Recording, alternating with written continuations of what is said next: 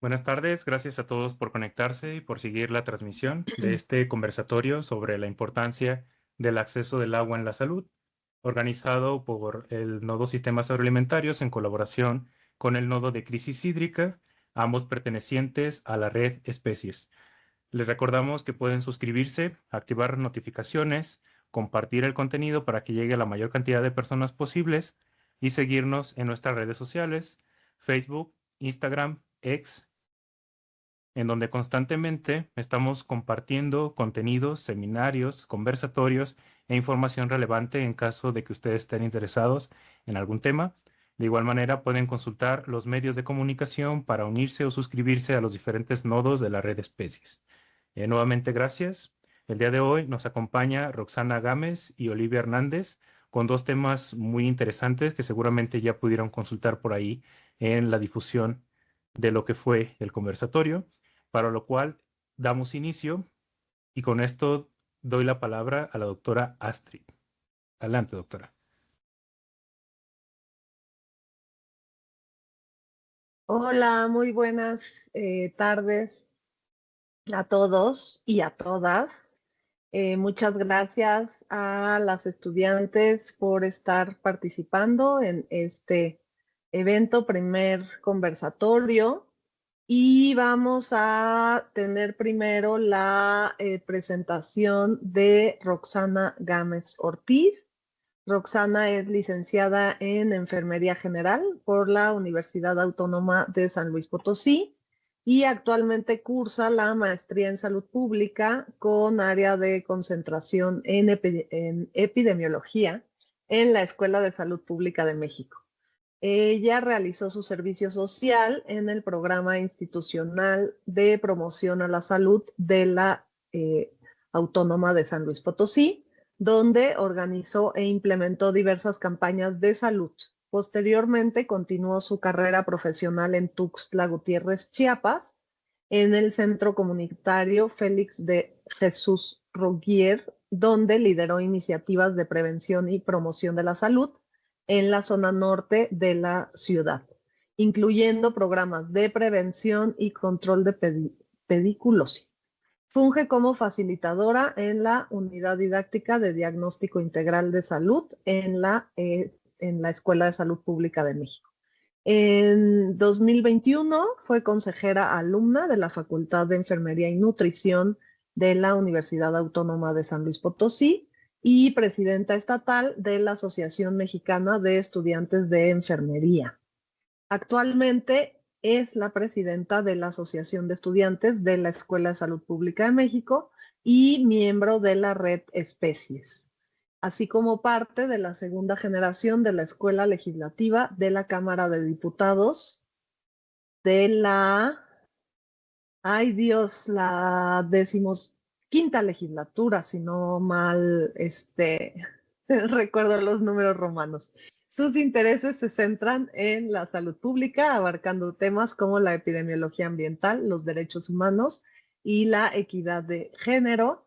Y hoy nos estará compartiendo el tema de la importancia del agua en la salud infantil. Por favor, dejen sus preguntas o comentarios en el chat para que posteriormente podamos interactuar con nuestras ponentes. Entonces, Roxana, por favor, adelante, si nos puedes compartir algunas diapositivas sobre el tema. Claro, muchísimas gracias por la invitación y sí, con toda la confianza, pues al final de las presentaciones, tanto mía y de Olivia, pues podemos responder las preguntas que nos pongan por ahí en YouTube. Voy a comenzar a compartir mi pantalla. ¿Me confirman si se alcanza a visualizar? ¿Sí se ve bien? Excelente. Adelante. Bueno, el día de hoy les voy a platicar un poco sobre el rol del agua en la salud infantil.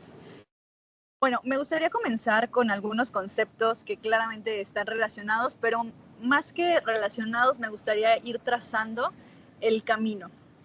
Sabemos que bien, pues el agua es una sustancia natural que es esencial para la vida. en todo contexto, no solo para los seres humanos, sino para todos los seres vivos. Y aquí podemos continuar a irnos enfocando que el agua potable, por su parte, esta sí específicamente es de consumo humano. ¿Por qué?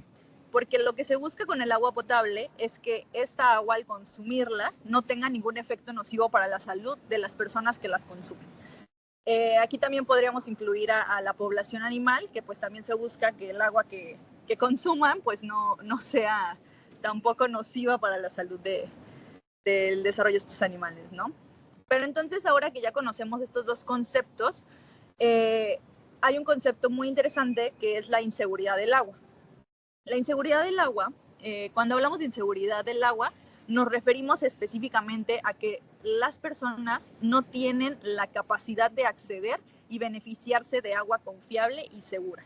Esto pues puede ser a diversos déficits, ¿no? Puede ser de disponibilidad, de calidad, entre otras cuestiones que vamos a abordar más adelante. Pero es importante que toquemos el tema de inseguridad del agua porque muchas de las situaciones en las que se presentan las infancias son a inseguridad del agua. Y esto nos trae consecuencias específicas en la salud. Entonces, como ya lo mencionaba, la salud infantil, pues básicamente es el grado en que los niños, las infancias, son capaces de tener todos los medios a su alrededor para lograr desarrollarse y satisfacer completamente sus necesidades que les aporte a que tengan un crecimiento sano y por ende, pues hasta cierto punto, un estilo de vida a futuro, ¿no? Entonces, haciendo como esta línea, ahora sí me gustaría abordar específicamente eslabones específicos del agua, ¿no? Si bien sabemos que primero tenemos que abordar la disposición del agua. Nos vamos a centrar ahora en este momento un poco en los hogares. ¿Por qué? Porque al final del día, bueno, la mayoría de la población infantil se desea y se espera que esté dentro de hogares. Muchos no lo están. Claro, existe esta parte de que no lo están, pero se encuentran en nódulos específicos. Entonces, identificando esos nódulos en los que las infancias se desarrollan, pues llegamos a tocar el tema específico de disposición. Cuando hablamos de disposición de agua es, ok, hay agua para que yo pueda posteriormente acceder a ella.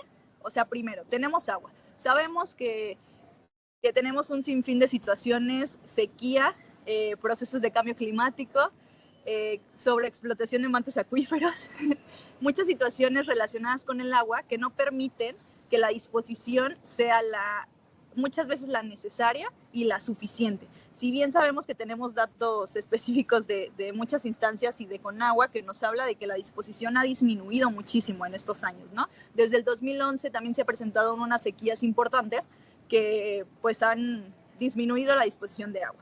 Posteriormente pasamos al acceso. Ok, ya entendimos que sí hay agua, ¿no? Hay agua para las personas. Pero ahora vemos y nos tenemos que preguntar si todas estas personas tienen acceso a esa agua, ¿no?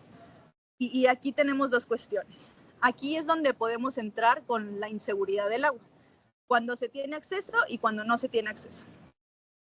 Cuando las personas, por ejemplo, la inseguridad del agua, la escala de experiencias de inseguridad del agua, mide específicamente el agua potable que llega por tuberías a los hogares. Conagua, actualmente, que eso, bueno, de pronto lo voy a abordar aquí adelante, tiene un porcentaje del 96.1% de acceso a agua, ¿no? En la población. Bueno, posteriormente de que tenemos acceso a agua, hay que preguntarnos, ¿de qué calidad es esa agua, ¿no? Si bien tenemos un porcentaje de población que tiene acceso a agua y que pues Conagua y la norma 127, si no me equivoco, que es la que dicta las normas para el agua de consumo humano, establece límites específicos para que las personas pues puedan hacer uso del agua que llega a sus casas por redes de tuberías. Pero también tenemos un porcentaje de la población que tiene inseguridad del agua y que claramente no tiene agua por tuberías. Entonces aquí habría de preguntarnos, ok, estas personas están consiguiendo agua de pronto por mantos que están cerca de sus hogares o o pues sí, alguna fuente de agua que tienen cerca. Pero entonces, ¿cuál es la calidad que tiene esa agua a la que están accediendo? Y por último, pues tenemos la parte del desecho del agua. El agua que se utiliza en los hogares, después, ¿qué pasa? ¿No? Hay gente que la puede reutilizar, no sé, si ya usé el agua para lavar los trastes, con esa misma agua voy a regar las plantas o la voy a usar para el sanitario, ¿no? Entonces es importante tener estos 4 puntos para hablar de qué es lo que pasa con el agua y cómo es que afecta a la salud infantil, ¿no? Aquí tengo algunas estadísticas muy, muy básicas que nos menciona, por ejemplo, la Organización Mundial de la Salud, que hay 2 billones de personas en el mundo que claramente no tienen acceso a agua limpia para beber, ¿no? Y lo que les mencionaba, focalizando un poco la cuestión y la problemática en México, pues al menos el 90, bueno, con agua nos lanza unas cifras de que el 96.1 del 96.1% sí tiene acceso a agua potable a través de redes de tuberías, ¿no? Pero bueno, también tenemos otra estadística por medio de estudios realizados por la ENSANUD, bueno, resultado de la ENSANUD que realiza el Instituto Nacional de Salud Pública, a través de la escala de experiencia de inseguridad del agua, de que al menos un 66.5% era la prevalencia nacional de inseguridad del agua en el 2022. O sea, todavía tenemos un porcentaje de al menos 15% de inseguridad del agua en México, ¿no? Y pues bueno, esto, ahora que ya hablamos de estas 4 partes de disposición, acceso, calidad y desecho, con estas 4 podemos identificar que la disposición la podríamos someter o definir como un determinante social de la salud, ¿no? Posteriormente, cuando hablamos de acceso, ahí sí podemos relacionar que la falta de acceso para las personas y específicamente para los niños que viven en hogares pueden ocasionar enfermedades que tienen relación con el acceso a agua. También tenemos enfermedades específicas en los menores de 5 años que pueden estar relacionados con la calidad del agua. Y eso lo sabemos, ¿no? Muchas veces la calidad del agua está llena de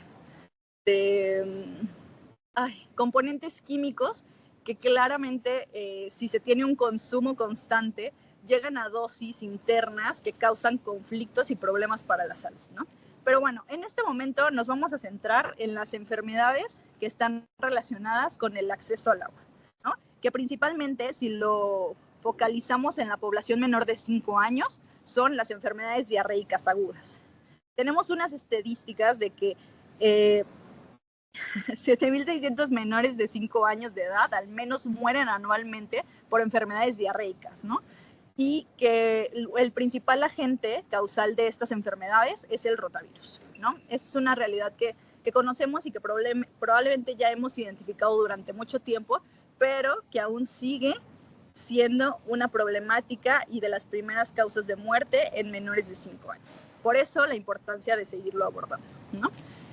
Y continuando con esta parte de, ok, yo no tengo acceso a la salud, pero entonces, ¿qué es lo que está determinando que yo como hogar y por consecuencia como niño, porque si bien sabemos que los menores de 5 años están a los cuidados pues, de un adulto, la mayoría de las veces debería de ser, sé que hay situaciones en las que no se presenta, pero ¿qué determinantes son los que están condicionando que estos menores al final del día no tengan acceso al agua, ¿no? Aquí les pongo 4. Hablamos, por ejemplo, de ingresos. Sabemos que hay estadísticas de que 36 de cada 100 personas en México para el 2022, o sea, para hace 2 años, todavía tenían un ingreso mensual no suficiente para los servicios indispensables que son como esta parte del acceso a agua, ¿no? O sea, para comprar agua embotellada y que, pues sí, al final del día consumían o consumen el agua que se espera que sea potable, ¿no? Por medio de tuberías. El género, si bien más adelante mi compañera Olivia va a abordar este tema, pero pues sabemos que hay estudios específicamente de UNICEF que hablan de esta parte de que los hogares que no tienen acceso a agua potable, claramente son las mujeres y las niñas las que se encargan de recolectar, transportar y administrar el agua, ¿no? Entonces la cuestión de género, claro que también es un tema importante en el condicionamiento de la salud. La discapacidad es otro tema interesante, porque si bien las diversas capacidades que tienen las personas, en específico los niños y también los adultos que están dentro de los hogares, condicionan que puedan acceder a agua y también pues a qué tipo de agua acceden, ¿no? O sea, hay estudios de INEGI muy interesantes relacionados con los objetivos del desarrollo sustentable que hablan de esta parte, de que hacen una comparación entre personal que tiene acceso a agua y personas que no tienen acceso a agua, y ahí vuelven a seccionar entre quién tiene discapacidad y quién no tiene discapacidad. Y hay un mayor porcentaje en las personas que tienen discapacidad y que no tienen acceso a agua que en las personas que no tienen discapacidad, ¿no? Y por otra parte, la ubicación geográfica. Si bien sabemos la distribución que existe y la sequía que existe a nivel nacional, y que muchas veces, pues de esto, hay estados específicos que están anexados a cuencas, a suministros hídricos que claramente no son suficientes para la población que tienen, ¿no? Entonces, esta problemática se agrava aún más con la gestión inadecuada de aguas residuales, ¿no? Muchas empresas, hospitales o pues toda persona que utilice agua llega a un punto en el que esa agua ya no le funciona. Entonces, ¿qué es lo que hace? Pues utilizarla como residuo, decir, ok, esto ya lo utilicé, ya se ensució, ya no la necesito.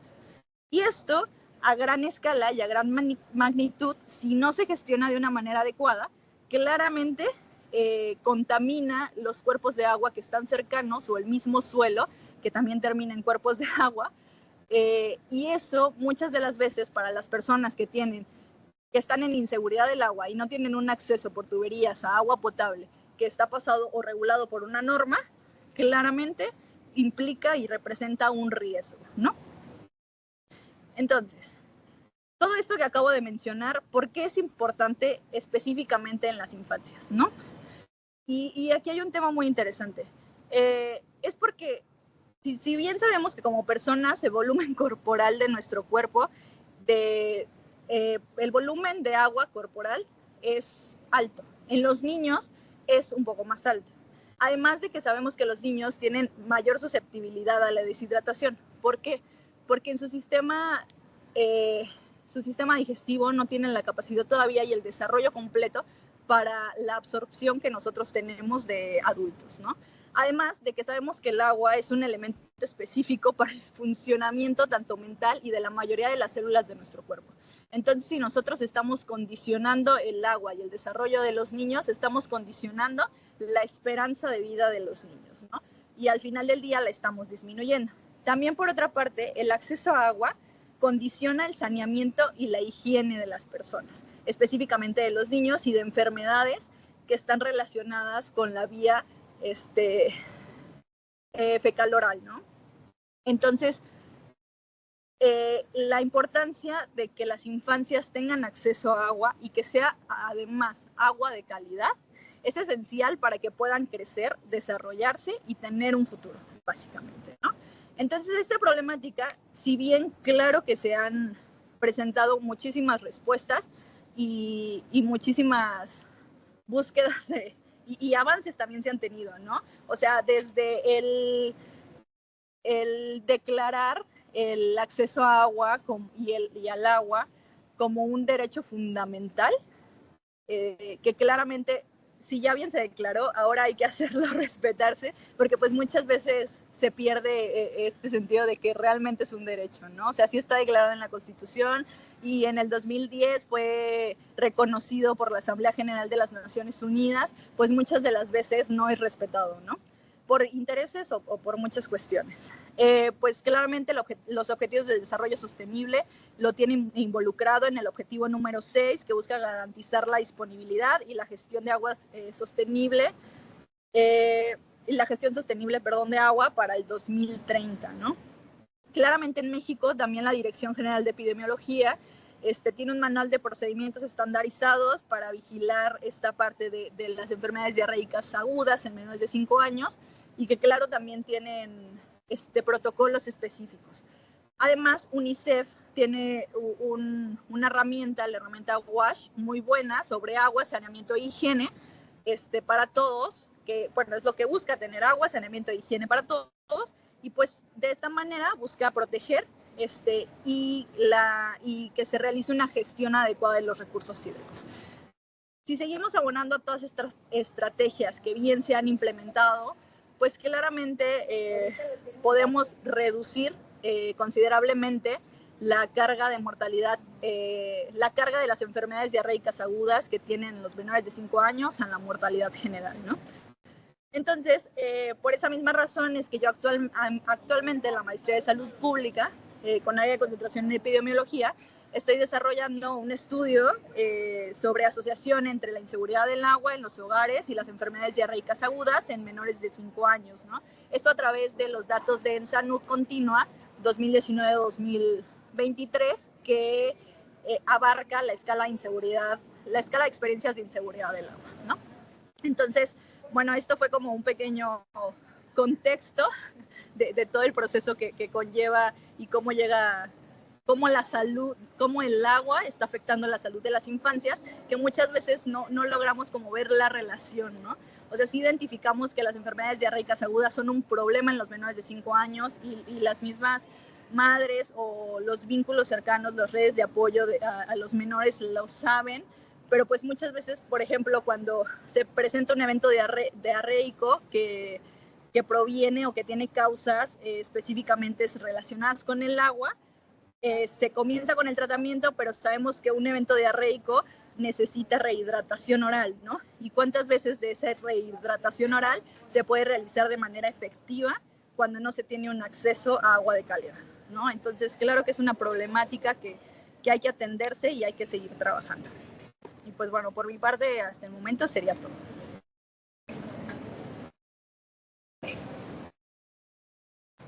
Muchas gracias, Roxana. Le damos la palabra a la doctora Betsabeth Quintanilla para presentar a nuestra siguiente participante. Muchísimas gracias, Astrid. Pues tengo el gusto de introducir a ustedes a Olivia Hernández Gómez. Ella es originaria del municipio de Chanal, Chiapas. Es hablante del idioma celtal de los Altos de Chiapas. Es licenciada en Lengua y Cultura por la Universidad Intercultural de Chiapas. Está estudiando la maestría en Salud Pública con área de concentración en Salud Ambiental en la Escuela Nacional de Salud Pública de México del Instituto Nacional de Salud Pública. Olivia cuenta con formación en Ciudadanía, Género y Defensoría de los Derechos, en Liderazgo, Comunicación y Cooperación para el Trabajo en Equipo, en Género e Identidad, en Agua y Saneamiento, formación y facilitación de procesos sociales, elaboración de materiales didácticos en lenguas originarias y con amplia experiencia en la intervención comunitaria, entre otros. También ha colaborado como consultora en traducciones e interpretaciones del idioma celtal con organizaciones civiles. Colaboró en la Fundación Cántaro Azul AC, con sede en San Cristóbal de las Casas, organización multicultural e interdisciplinaria de la sociedad civil, que desde hace 17 años trabaja para generar condiciones técnicas, sociales y de política pública que permitan el cumplimiento del derecho humano de agua y saneamiento. Como ven, Olivia tiene todas las credenciales para que esta tarde nos hable del tema del cual nos va a hablar y que veo que es apasionada del mismo. Entonces, pues bienvenida, Olivia, y la audiencia es suya. Adelante.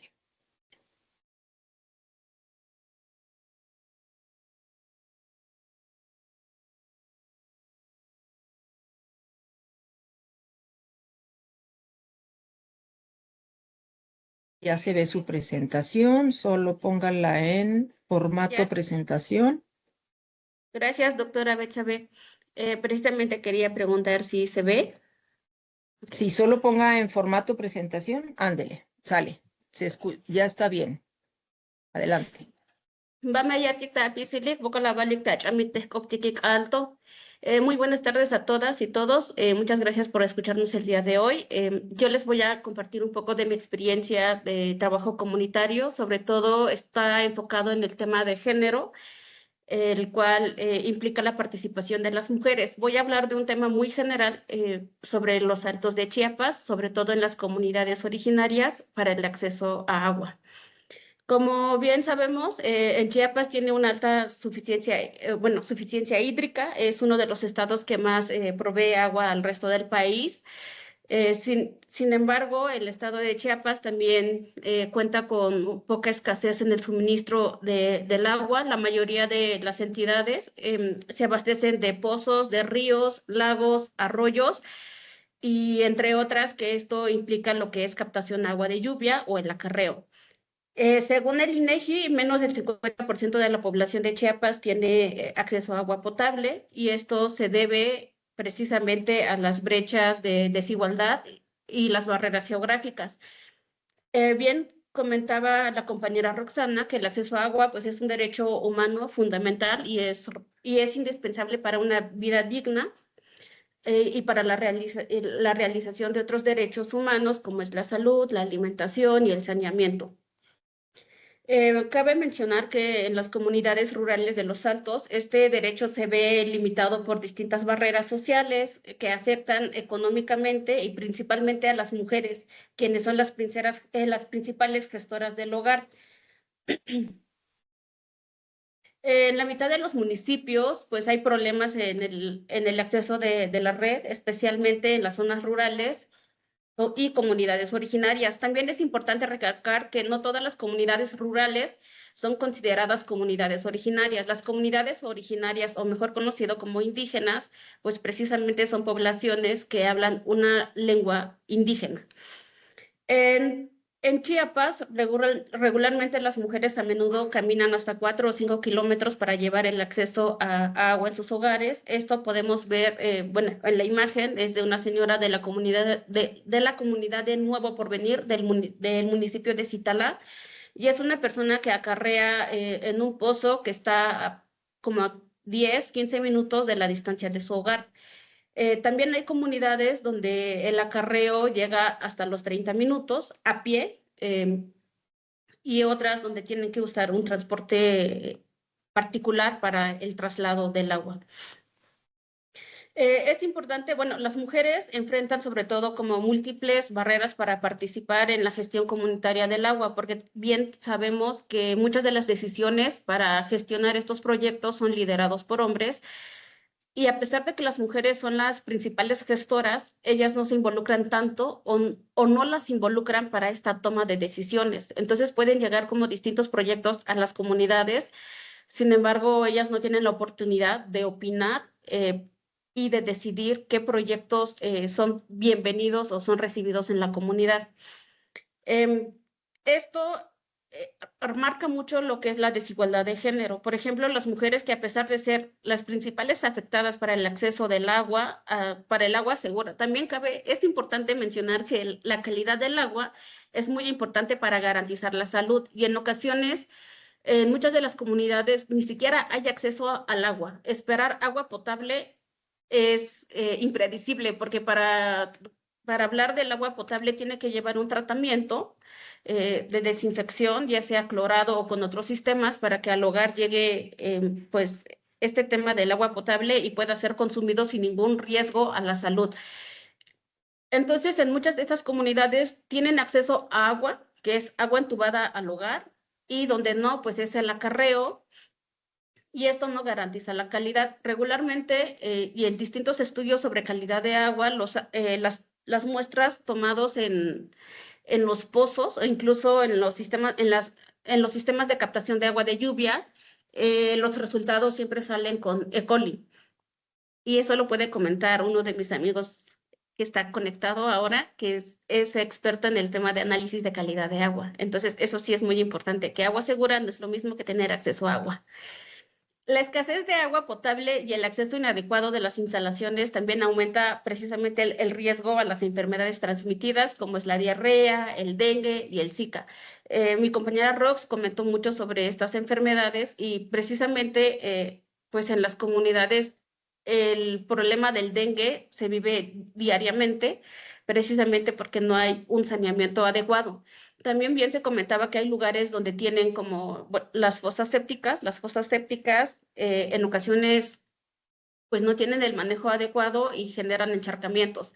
O esta parte de las aguas grises que se tiran, no sé, a un costado del hogar, no tienen un manejo adecuado, pues también causan encharcamientos, que esto también son focos para la reproducción del dengue y otros insectos que pueden generar enfermedades dentro del hogar, sobre todo en niños.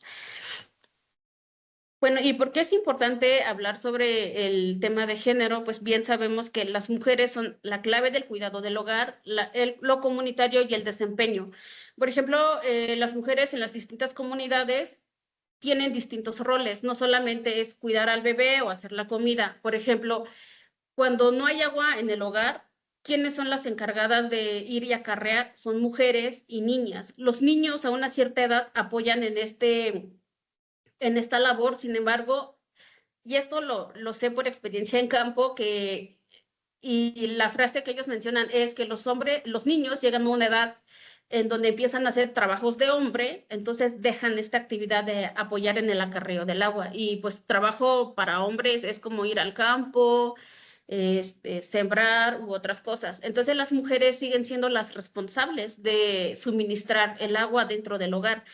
Y aparte de esto, las mujeres son las responsables de lavar, de cuidar, de ver al bebé, de ir por la leña, entre otras actividades. Y esto, pues de alguna manera, sigue aumentando las responsabilidades para ellas. Otro de los puntos que se ha tocado mucho en las actividades comunitarias es cómo es el tratamiento o la desinfección del agua para consumo humano. Entonces, en muchas comunidades o en familias, el agua no se hierve y regularmente se consume cruda. Y esto, pues, obviamente genera enfermedades. Y otro de los factores de por qué no hierven el agua es también la escasez de la leña.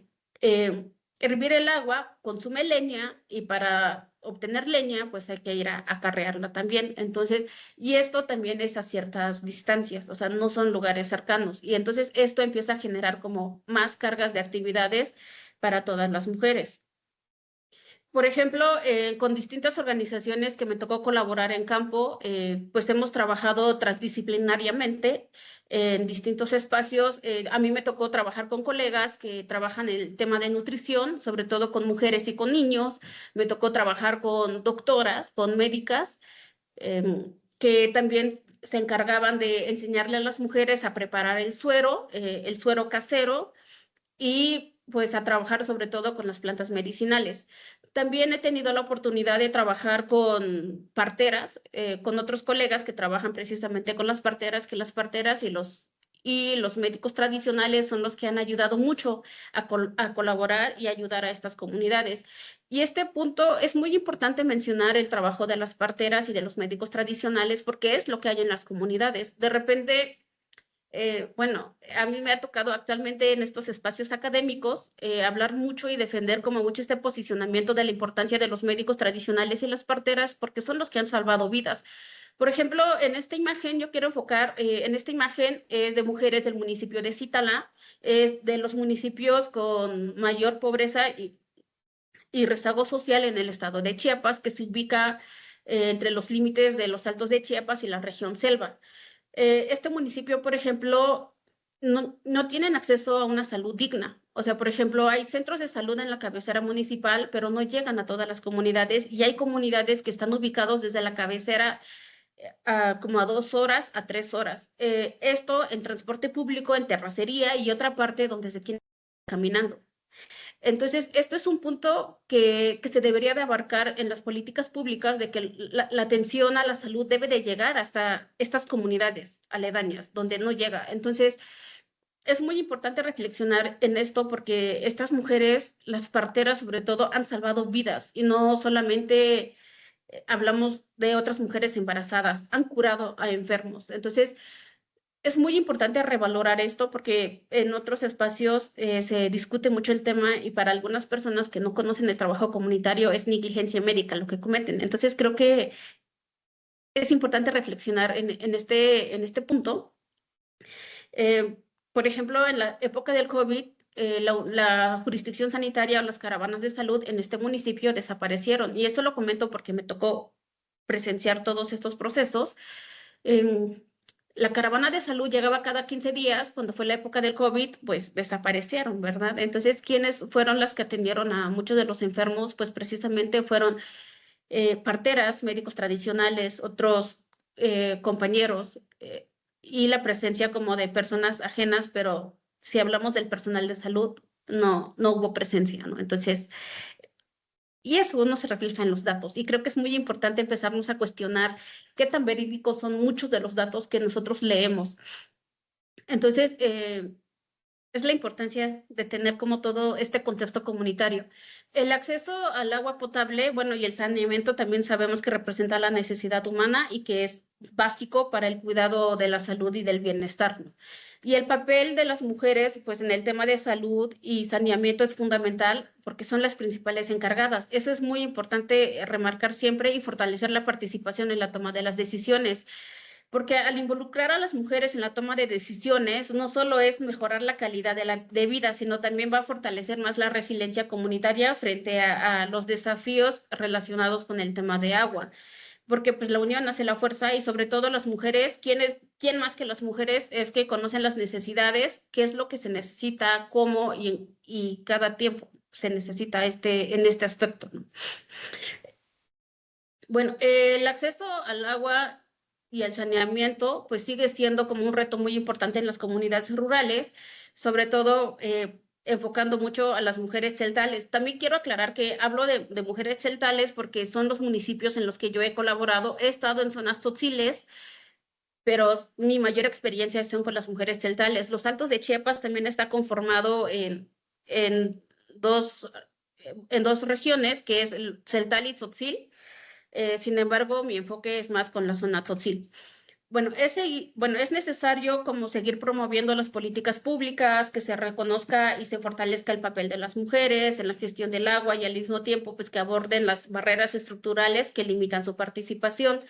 ¿Y por qué hablamos de limitar la participación? Porque las mujeres celtales, a pesar de los roles de género, el trabajo comunitario, la construcción social, el cuidado del hogar, pues son las personas que más se les dificulta salir a distintas actividades. Por ejemplo, cuando nosotras convocamos a talleres, las mujeres tienen que llegar acompañadas. También esto tiene que ver con la construcción social. O sea, si una mujer sale sola de su comunidad, pues sabemos que se genera mucho chisme.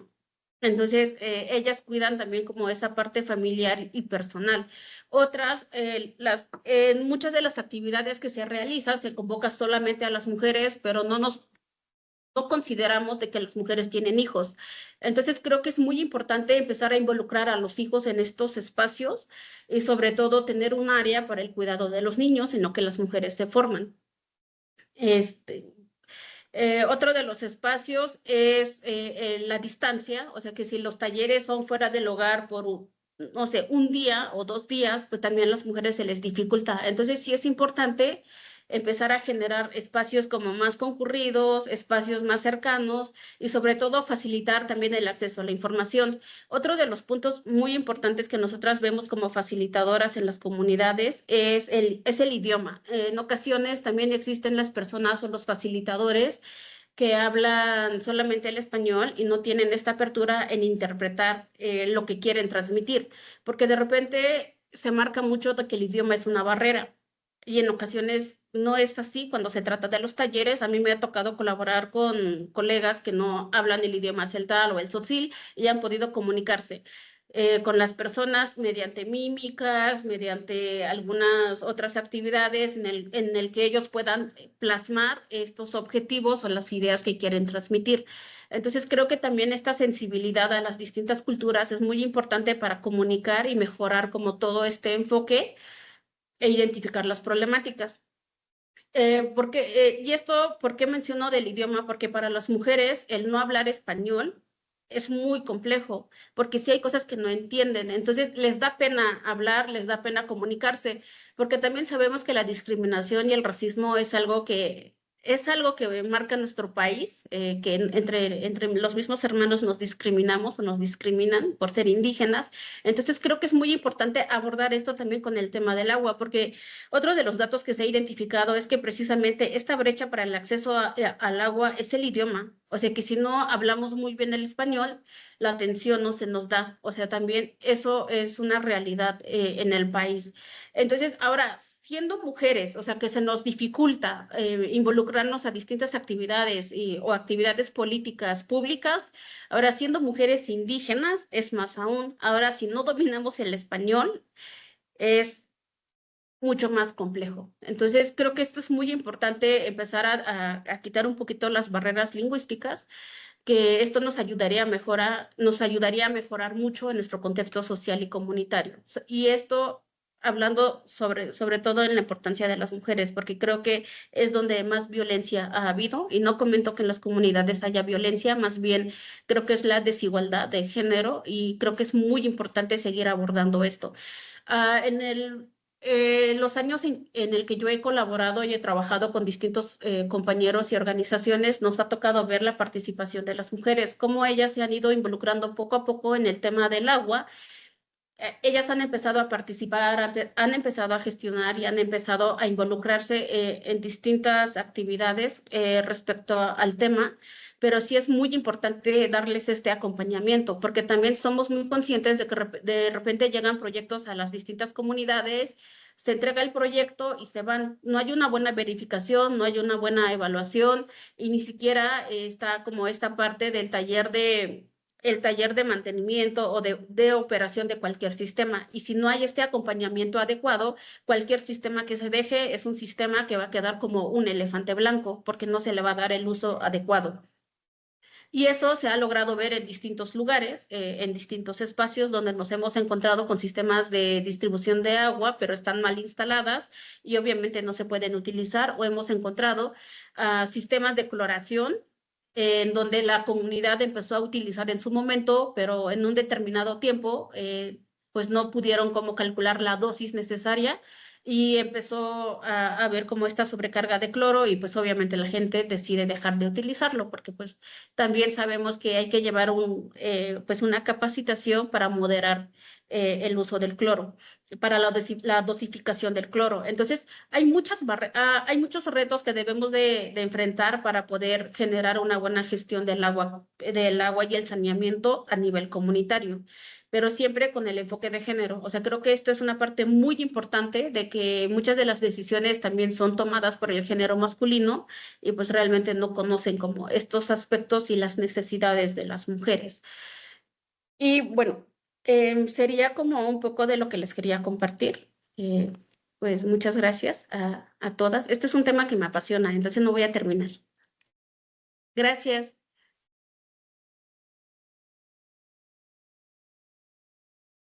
Muchísimas gracias, Olivia y Roxana. Bueno, tenemos algunas preguntas en YouTube. Astrid. Sí, muchas gracias. Te mandan un mensaje por parte del doctor Daniel Murillo Malcacal Olivia. Yo no sé si lo dije bien, pero bueno, es un mensaje.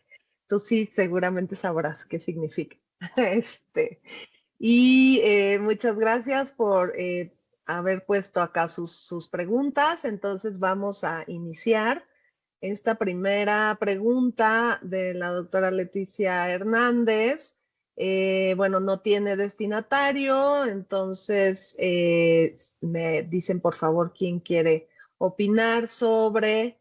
A ella le gustaría saber la opinión respecto al costo por el acceso al agua potable, sobre todo en regiones de escaso acceso como en las zonas rurales.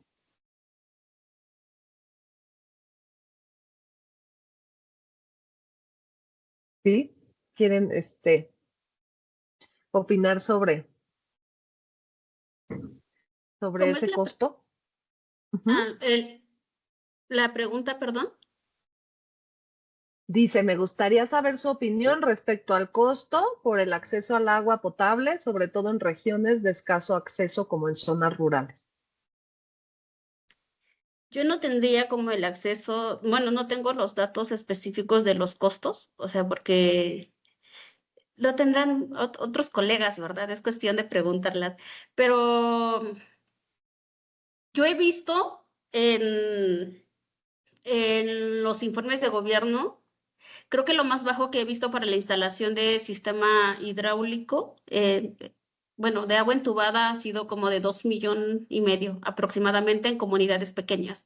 Entonces, si hablamos de una infraestructura con tanques de almacenamiento, tanques de distribución y las líneas, pues de 2,5 millones, y también va a depender, bueno, es que también va a depender mucho el tamaño de la comunidad, la distancia, porque no solamente es el costo de un sistema, no es como un garrafón que compras o una cafetera. Entonces, acá para tener un buen plan de implementación de distribución de agua se requiere como sacar un presupuesto de la distancia, hacer un transecto, ¿no?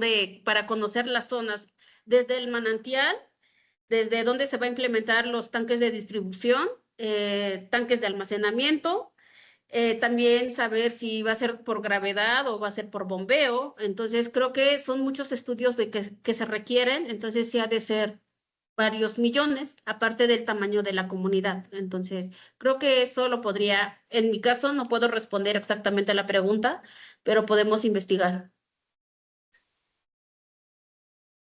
Yo nada Sí, más me gustaría agregar algo. Creo que así como luego lo decimos mucho en salud pública, la salud es un privilegio, justamente el agua también es un privilegio, claramente, ¿no? Hay muchas zonas en las que el agua, o sea, se dice que no hay agua para las poblaciones, pero hay agua para los riegos. Entonces, y yo sé que son diferentes tipos de agua, pero claramente, pues sí, yo diría que el agua es un privilegio completamente, que las normas y los derechos las marcan como que todos tenemos derecho al agua potable, y un agua potable, o sea, que sea de calidad, que no sea intermitente, que no te cause enfermedades.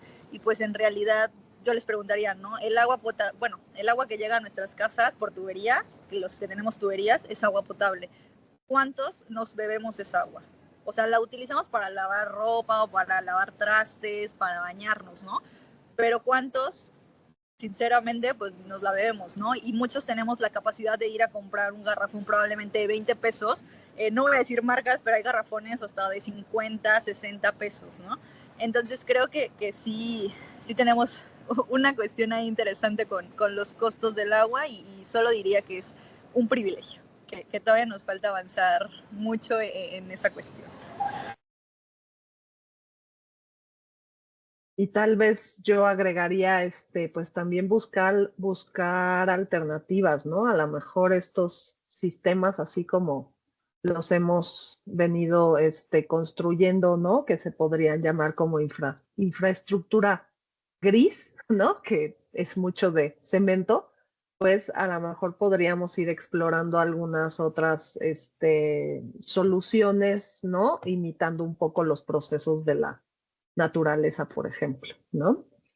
Entonces tenemos justo también otra pregunta, ¿no? Para esta, si viene dirigida para Olivia, que le gustaría saber desde lo que usted percibe en su lugar de origen, si los datos estadísticos de acceso al agua y de otros indicadores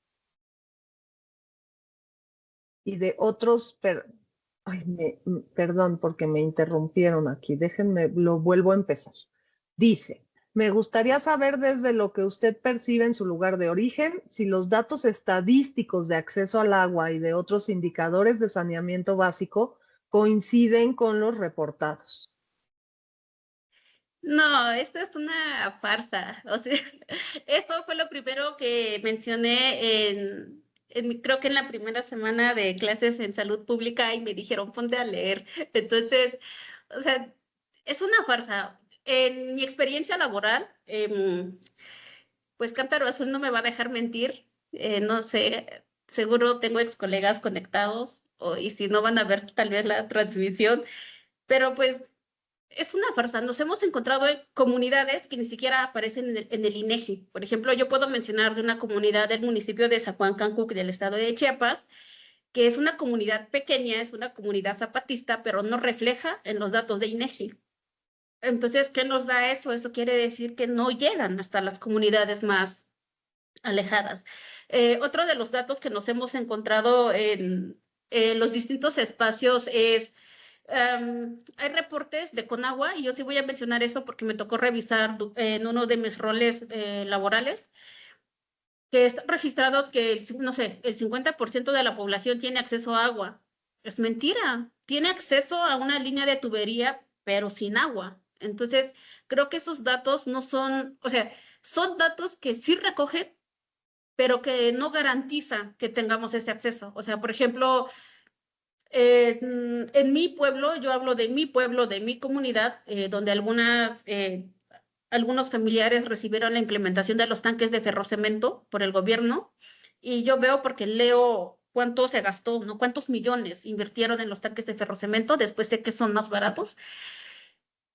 Cuando empezaron a caer las primeras lluvias, pues los tanques tampoco funcionaron, o sea, tenían grietas, o sea, no almacenaban el agua. Entonces, ellos están justificando mucho, pero realmente el sistema no está funcionando adecuadamente. Por eso decía que también para reportes creo que hay muchos datos, pero que estén funcionando tal y como se reportan, yo creo que sí es una farsa. Entonces, creo que eso es muy importante evaluarlos, porque hay programas que se implementan, pero no se consideran realmente las necesidades de las comunidades y ni siquiera se les consulta, porque también creo que es importante hacer las consultas para identificar estas necesidades y poder hacer una buena implementación para que las comunidades puedan apropiarse adecuadamente.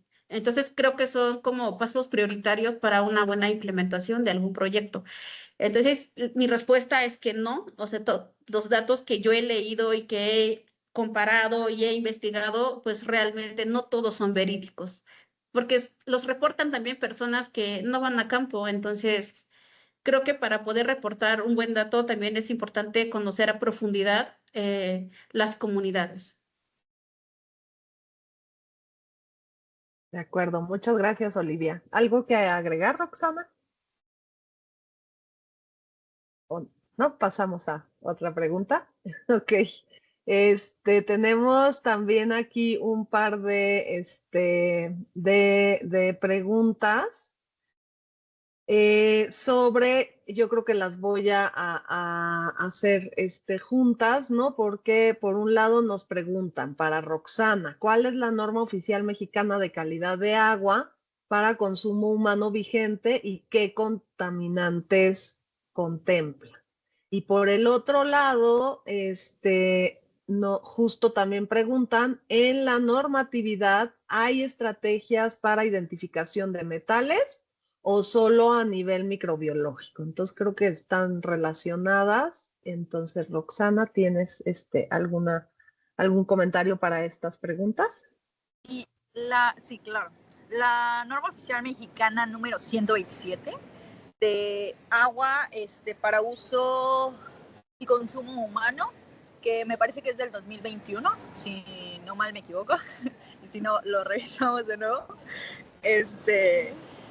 Y justo sí habla sí especifica los límites permisibles para metales y metaloides, ahí los podemos ver, y también para cuestiones químicas, bueno, habla, por ejemplo, límites de pH, cuestiones físicas de color y todo esto, y también químicas, que es donde va agregando como todas estas cuestiones de, no sé, de si tiene nitrógeno o como cuestiones específicas, ¿no? Pero pues también habla de los límites permisivos de metaloides. La verdad, lo digo abiertamente, la norma no me la sé a pie del cañón, no me sé específicamente los límites, es importante tenerla como de respaldo para hacer consultas, pero pues respondiendo a la pregunta, sí, es esa la norma. Sí, muy bien. Y yo agregaría justo que sí contempla precisamente, ¿no? La contaminación, pues la microbiológica, ¿no? Que es la que nos compartías, ¿no? Principalmente con algunos indicadores, como uno de los más, yo creo que de los que más conocemos, que es E. coli, ¿no? Y también trae estos otros parámetros, ¿no? Muy importantes para la contaminación química. Entonces, sí, hay que exactamente consultarla. Esa norma la actualizaron justo hace poco, ¿no? Llevaba bastante tiempo, ¿no? Sin actualizarse, entonces sí ha sido pues importante ese trabajo y sobre todo ahora pues que se aplique, ¿no? Y que realmente pues logremos que se puedan respetar esos, ¿no? Límites ahí contemplados, porque pues todos ellos vienen justo de hacer análisis, ¿no? De riesgos a la salud, ¿no? Doctora Betsabeth, ¿quiere continuar con alguna otra de las preguntas que tenemos? Muchas gracias, Astrid. Bien, pues vienen una serie de preguntas para Olivia. Una de ellas, en la comunidad mencionada, ¿se ha realizado algún estudio o análisis para detectar contaminantes en el agua de consumo o en las fuentes hídricas cercanas? Sí, en las distintas comunidades en las que yo he colaborado y de las que presenté, que la mayor parte son del municipio de Chenaló, San Juan Cancuc y Citalá, se han realizado análisis de calidad de agua para consumo humano. Esto en las fuentes principales, que son manantiales o pozos, en tanques de almacenamiento o de distribución en donde hay, y en los sistemas de almacenamiento en el hogar. Esto todo realizado por Cántaro Azul, que es la organización civil en donde yo colaboré en San Cristóbal de las Casas y que precisamente hablo como si siguiera ahí, pero mi corazón está ahí. Y es en donde hemos estado solamente en Chiapas, si no me equivoco, en más de 108 comunidades de distintos municipios, eh, en donde se ha realizado estas muestras de calidad de agua. Pero nada que tenga que ver como desde una autoridad municipal o del estado. Actualmente en el municipio de Berriozábal hay un organismo público que se llama OMSCAS, que ellos están dando seguimiento para realizar análisis de calidad de agua de ese municipio y precisamente está como vinculado con el presidente municipal. También hay otros organismos que están en Chiapas, que trabajan en el tema de agua, pero no han llegado como a estos puntos o a estos límites que hemos realizado como organización civil. Ya. Muy bien, aquí hay dos preguntas que voy a intentar ligar. Una de ellas también para usted, Olivia. ¿Cómo consideras que se debería gestionar el acceso al agua bajo un enfoque comunitario, dado que es una función asignada al municipio? Y si los comités de agua o patronatos de agua comunitarios que conoce en Los Altos participan algunas mujeres.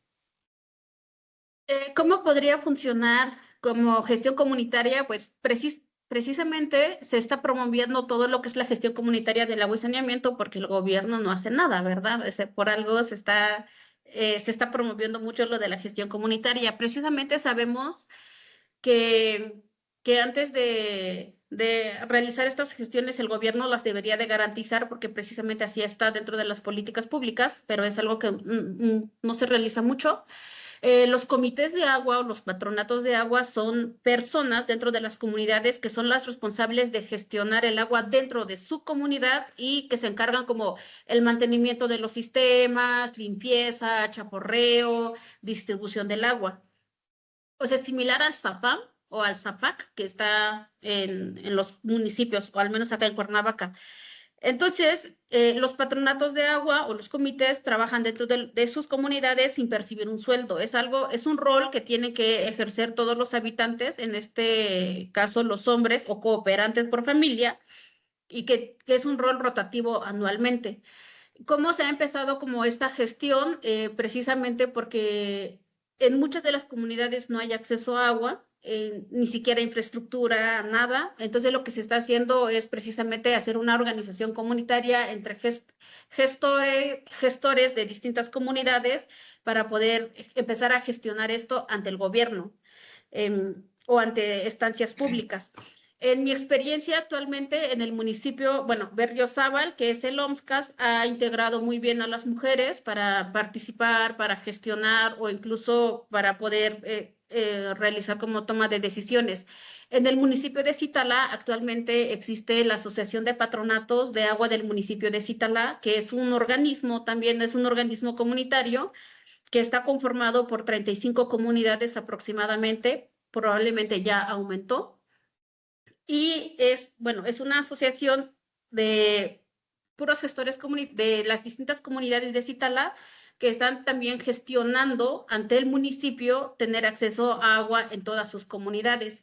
Y precisamente esta asociación de patronatos, la primera presidenta, esta asociación surgió en el 2019 y la primera presidenta de esta asociación fue una mujer, y creo que sigue, doña María Luisa.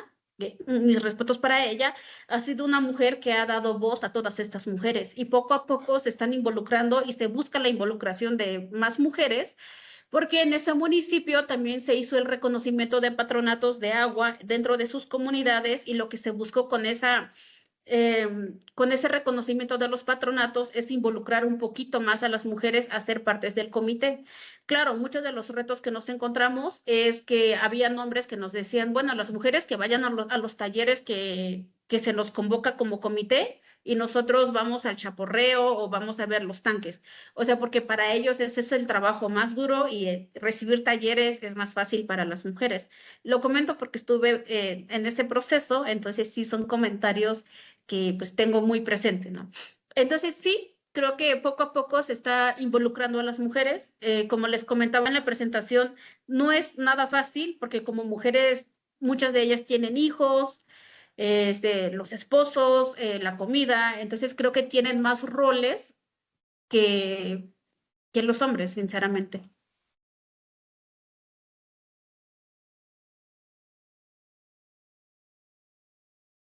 No se le escucha, doctora Betsa. Perdón.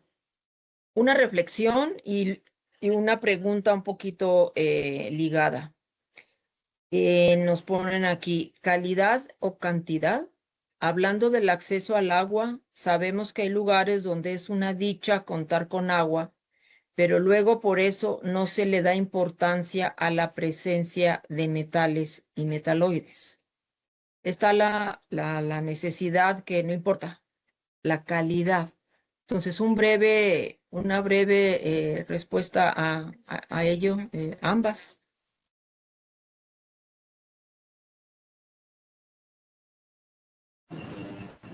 Pues por mi parte también coincido en esto que mencionan.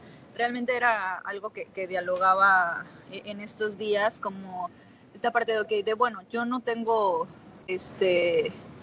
acceso, digamos, por tuberías a agua, pero tengo un cuerpo de agua cerca, ¿no? O sea, entonces yo voy y busco agua porque sé que tengo agua ahí, pero realmente pues justo yo no sé la calidad que tiene esa agua, pero a mí me ayuda a cumplir mis necesidades, ¿no?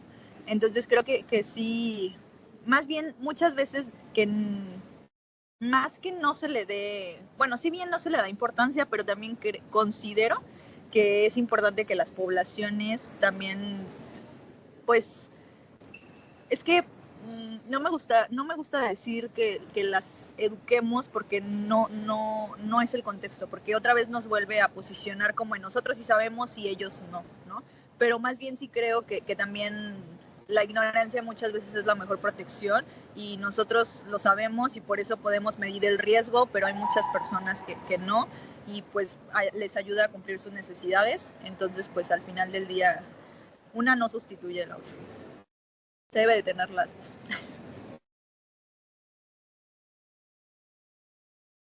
Muy bien. Y bueno, otra pregunta y le doy la palabra a Astrid. Todavía por ahí nos quedan algunas preguntas, lo cual pues me da mucho gusto que tengamos esta respuesta. ¿Qué recomendaciones le harían al recurso humano en formación en salud, entre paréntesis, principalmente estudiantes de enfermería, para gestionar el acceso al agua?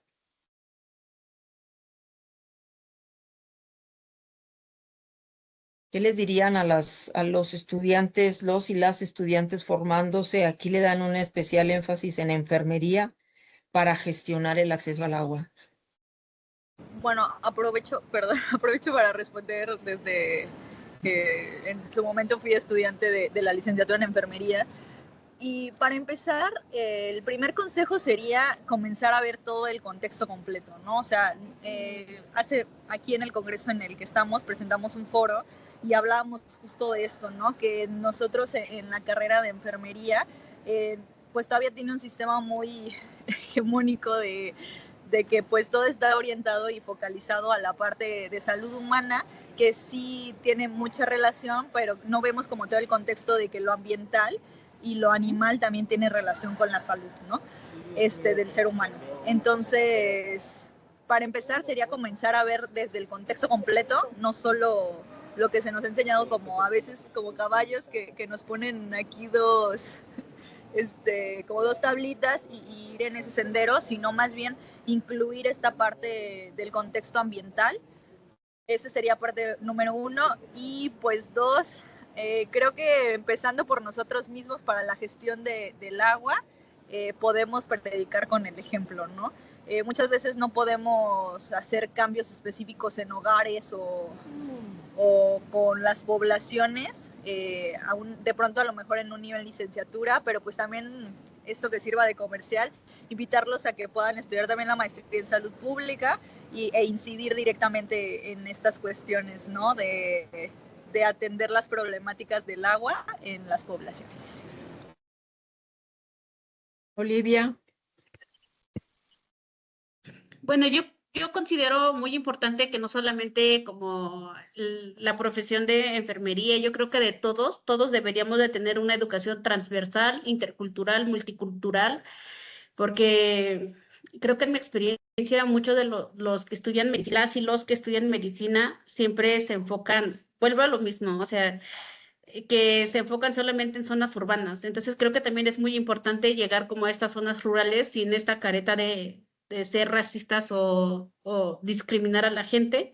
Y creo que es aquí donde hace falta. O sea, yo estoy muy de acuerdo que a la gente no se le enseña, se le fortalece porque las personas ya saben. Entonces es muy importante, bueno, al menos nosotros y desde mi experiencia siempre hemos trabajado con el fortalecimiento de habilidades, el fortalecimiento de conocimiento. ¿Por qué? Porque precisamente ellos saben, identifican. Sin embargo, creo que retomando un poquito a la pregunta anterior de si es la cantidad o la calidad, la gente trata de sobrevivir con lo que tiene, entonces también se va adaptando. Por ejemplo, esta situación de la gestión del agua o del consumo, ¿por qué las mujeres pueden acarrear en la cabeza una cubeta de 20 litros de agua o 15? Porque se han adaptado a eso. O sea, hemos visto mujeres con la cubeta acá y dos en la mano, entonces dices, o sea, ¿por qué llegan a esto? No, porque no es precisamente por la falta de conocimientos, en ocasiones es la falta de acceso, a la falta de oportunidades. Entonces, sí es muy importante tener a personales de salud o cualquier otro profesionista o agente de cambio que tengan como esta visión muy transversal. Creo que eso es muy transdisciplinario también y muy transversal, que realmente podamos trabajar colaborativamente para empezar a generar todos estos cambios.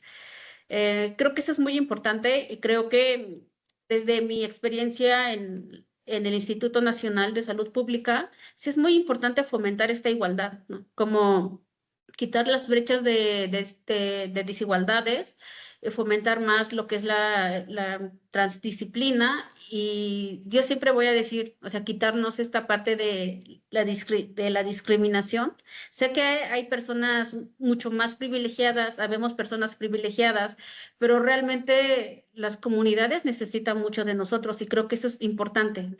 Y eso no significa que nosotros vayamos a salvar al mundo, pero creo que todos ponemos un granito de arena para poder mejorar las condiciones de salud, de salud, de agua y saneamiento. O sea, porque si no hay agua, no hay salud y creo que eso es muy importante. Si no hay saneamiento, no hay salud. Entonces creo que desde las instituciones se debería de iniciar este cambio para poder generar y seguir como desarrollándonos de una manera más digna.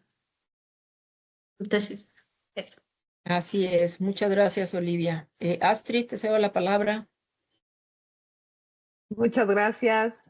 Sí, un gusto que nos estén acompañando, por eso estamos extendiendo un poquito más el tiempo, para poder atender los comentarios y preguntas que nos han, realizado. Entonces, estamos por acá con otro comentario, a ver si ustedes tienen o si saben que hay algunos datos, ¿no? Nos preguntan si por cada peso que se invierte en agua y saneamiento, cuánto dinero es lo que se ahorra en salud pública. Entonces, no sé si sepan ustedes de algún dato de este estilo.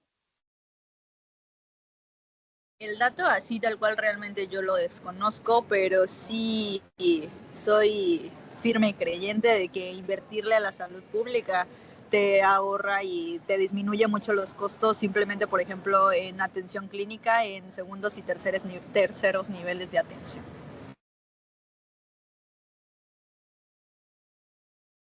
Sí, exacto. Ahí hay una tarea que podríamos proponerle a algún equipo que cuente también con la especialidad de economía para que nos ayude a hacer ¿no? Un estudio de costo-beneficio. Pero bueno, yo también creo que debe de ser más el beneficio, pues, superando a los costos, ¿no? De inversión. Pero bueno, realmente sí tendríamos que hacer ese ejercicio para tenerlo presente, ¿no? Y justo también para Roxana, ¿no?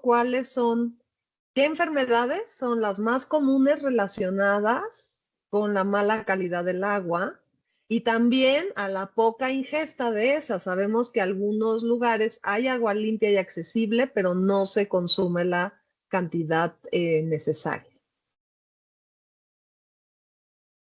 Sí, claro. Bueno, aquí hay una cantidad de enfermedades en una lista muy larga, pero pues sí, si hablamos, por ejemplo, de virus, bacterias, cuestiones de mala calidad del agua en este sentido, pues hablamos de diarreas. Les digo, el tema que yo manejo, enfermedades diarreicas agudas en menos de 5 años, que tienen una alta tasa de mortalidad, y que también eso les diría, ¿no? También depende mucho de la etapa de vida en la que se encuentran las personas. También tenemos, pues, por contaminación química que puede tener, con metales, que puede ser plomo, entre otras cuestiones, y que pues sabemos que también tiene daño específico con cuestiones neuronales, sistema nervioso central, afectaciones de todo tipo. Y pues si hablamos del no consumo de agua, pueden ser, pues realmente creo que de enfermedades al tener un poco acceso o no consumo, más bien el no tener consumo de agua personal, viene desde la deshidratación, pero cosas tan sencillas como por ejemplo los calambres son cuestiones también, por ejemplo, de deficiencia de agua, también puede estar relacionado con migrañas, con pues enfermedades renales. Creo que hay un sinfín de enfermedades que podemos ir poniendo sobre la mesa y que tienen claramente relación con el agua, tanto la calidad como el consumo. ¿Por qué? Porque como lo comentaba al inicio de la presentación y lo vuelvo a retomar, el porcentaje de volumen que tenemos de agua es muy importante, muy interesante y se necesita para realizar todos los procesos bioquímicos del cuerpo, entre otras cuestiones. Pero sí, podría mencionar específicamente esas por ahí. Sí, muchas gracias. Y tenemos justo también unos comentarios, ¿no? De las poblaciones, de las comunidades que nos ha mencionado Olivia, ¿no? Pues el hospital más cercano está de 8 a 12 horas, ¿no? Y además haciendo unos cálculos, ¿no?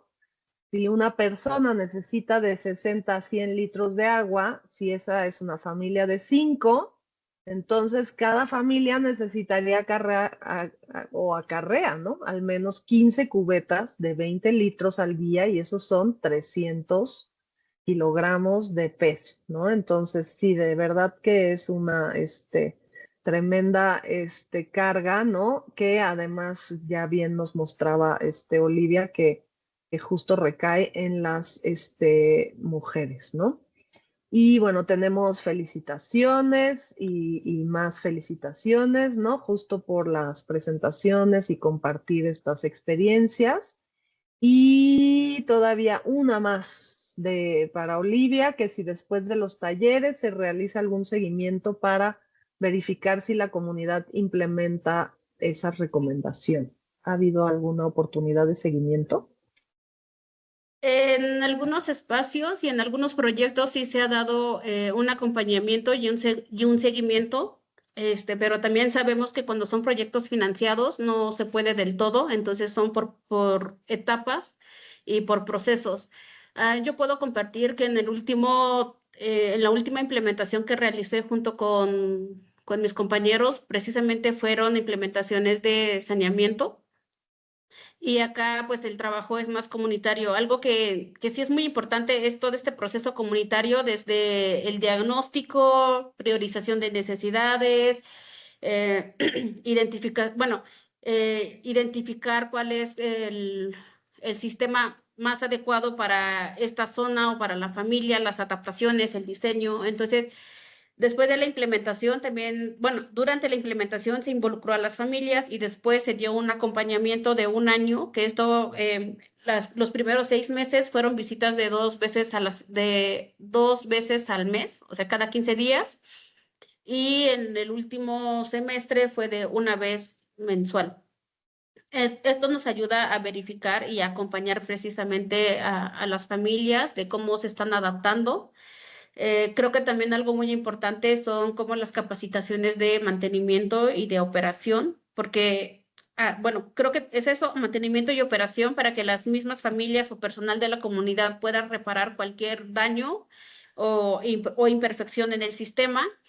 También es muy importante que los insumos con que se vaya a implementar, es decir, si vas a instalar, o sea, un sistema de tubería, es importante que los insumos se puedan conseguir dentro de las mismas comunidades o, mejor aún, trabajar con productos locales, porque en ocasiones nos gusta implementar con sistemas que vienen del extranjero, entonces, y ni siquiera lo encontramos en el municipio más cercano. Entonces, creo que eso también es muy importante aclarar.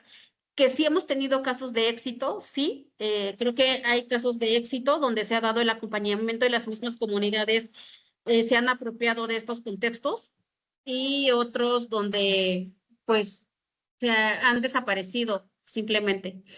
Y también quería comentar respecto al recurso que comentaba, no sé si fue la doctora Betsa, de cuánto está ganando y cuánto se está ahorrando en el tema de salud. Pues en el agua segura reduce la diarrea en un 39% y el saneamiento reduce la diarrea en un 32%, contando con estos sistemas. El lavado de manos con jabón reduce la diarrea en un 45%, y esto según la OMS y la UNICEF se recupera hasta $60 por cada por cada dólar invertido. Entonces creo que son los datos estos son datos que ellos manejan actualmente. Y eso. Gracias. Muchas gracias por traernos el dato. Y esas son diarreas. Imagínate si incluimos justo, ¿no? Otros de estas, bueno, muchas enfermedades, como bien mencionaba Roxana, que también podemos asociar, digo, además de esta contaminación biológica, ¿no? Que ya debería de estar, ¿no? Controlada desde hace mucho tiempo, pues tenemos todo el otro componente de contaminación química, ¿no? Que está más invisibilizado, ¿no? Entonces, pues muchas gracias por estar esta ocasión aquí.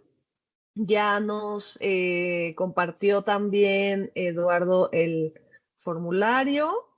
Y bueno, ahorita si tiene alguna otra comentario, Betsabeth, para finalizar, o si no, le damos la palabra también a Eduardo para que haga este cierre y nos platique también sobre la red especies.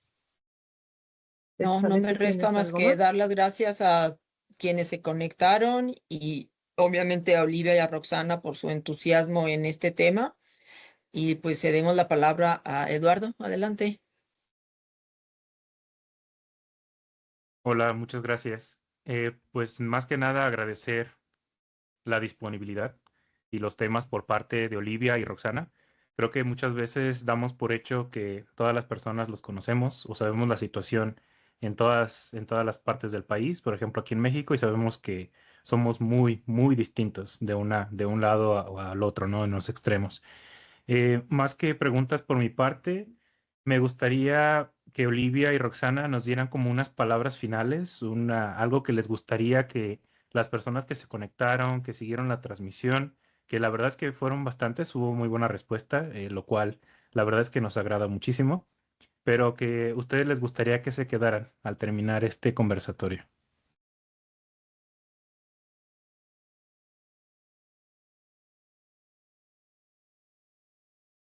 Bueno, pues muchas gracias por la invitación. Yo estoy fascinada, creo que yo como les decía, de repente se me va la boca hablando de muchas cosas. Muchas gracias, estoy muy emocionada de poder compartir un poco de esta experiencia y creo que es importante darlas a conocer, porque de repente nos quedamos con todos estos datos que leemos pues en distintos documentos, en distintos artículos. Y yo siempre comento, y creo que ha sido parte de mis quejas ante el instituto, que todas las lecturas, casi todas vienen en inglés, a pesar de que la situación se maneje aquí en México. Entonces, o sea, si no está en un artículo en inglés, no cuenta, casi, casi. Entonces, creo que sí es muy importante empezar a ver estas visiones desde otros contextos. Y a mí sí me gusta posicionar mucho esta parte de las comunidades, porque de repente siento que somos pueblos olvidados, somos municipios olvidados y creo que no es justo porque también somos personas. Entonces yo sé que los derechos humanos existen, pero pues ¿por qué existen los derechos indígenas? Creo que es importante reflexionarnos eso.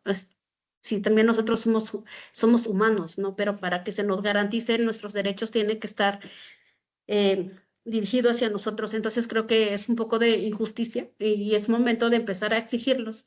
Y sobre todo como mujeres, a empezar a hacer sorora, si quieren la palabra sorora o sororidad, empezar a apoyarnos entre nosotros, entre nosotras mismas. Creo que también eso es muy importante. Y pues yo agradezco mucho a este espacio, agradezco a las personas que nos están escuchando y estoy muy feliz el día de hoy. Voy con la balikta pisilik de la jam de Coptique y chaspati la botanik, chican kilbatik yan tayank al o yan vuelta, voy con la balik. Eh, Muchas gracias a todas y todos.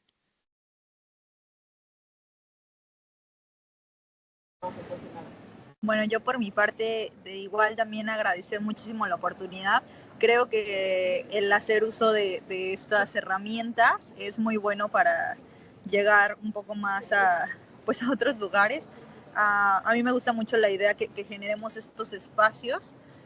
También estoy muy emocionada, comparto también el sentimiento con Olivia. A mí me emociona mucho desde que descubrí todo esto de epidemiología, ambiente, agua.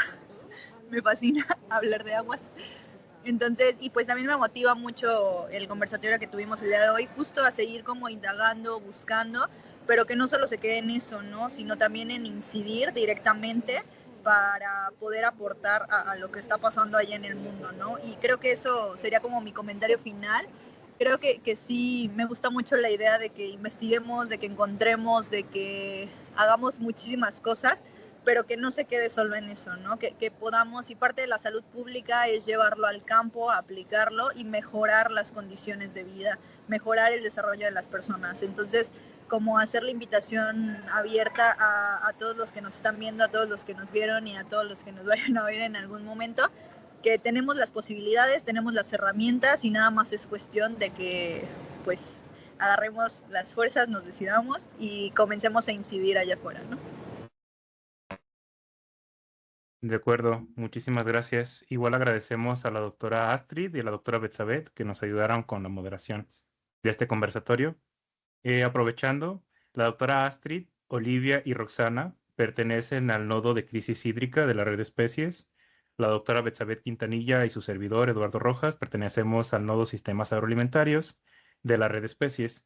Y no me queda más que recordarles que pueden seguirnos en diferentes medios, redes, Facebook, Instagram, X, TikTok y YouTube, en donde constantemente estamos subiendo contenidos, información importante, seminarios, este tipo de conversatorios e información para quienes estén interesados. También las puertas están abiertas en toda la red para colaborar justamente para buscar soluciones a estas problemáticas como las que nos comentaron anteriormente. Y no me queda más que agradecer pues, este espacio con ustedes. Muchísimas gracias y nos vemos en un próximo conversatorio o episodio de Red Especies. Hasta luego.